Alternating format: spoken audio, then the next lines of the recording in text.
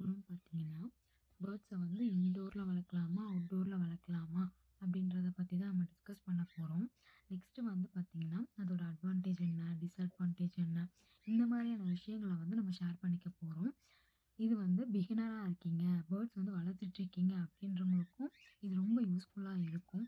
கண்டிப்பாக வீடியோ பாருங்கள்.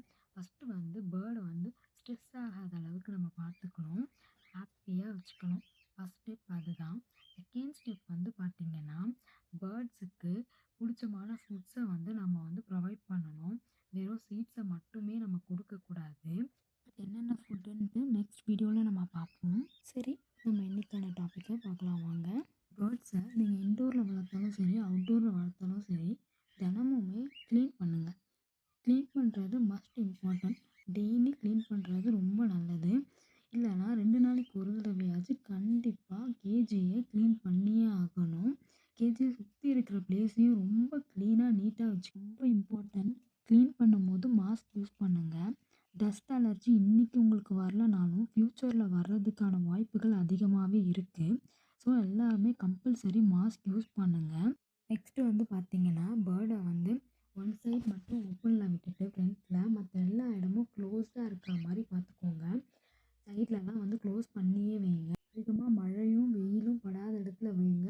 கண்டிப்பாக மழை வந்து ஆல்டர்னேட்டிவாக என்ன பண்ணணுமோ அதெல்லாம் பண்ணி வைங்க. மழையில் கண்டிப்பாக பேர்ட்ஸ் வந்து நனையக்கூடாது, சேஃப்டியாக இருக்கணும். ஸோ அதுக்கேற்ற மாதிரி நீங்கள் தான் வந்து பார்த்துக்கணும். கண்டிப்பாக க்ளோஸ் பண்ணி வைக்கணும்.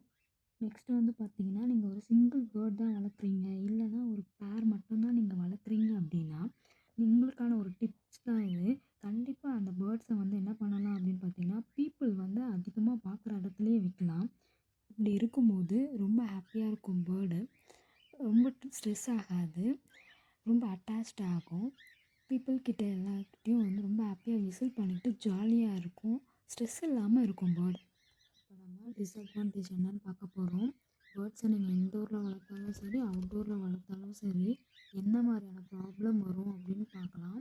ஃபஸ்ட்டு வந்து பார்த்திங்கன்னா, டாகால் வர ப்ராப்ளம்ஸ்.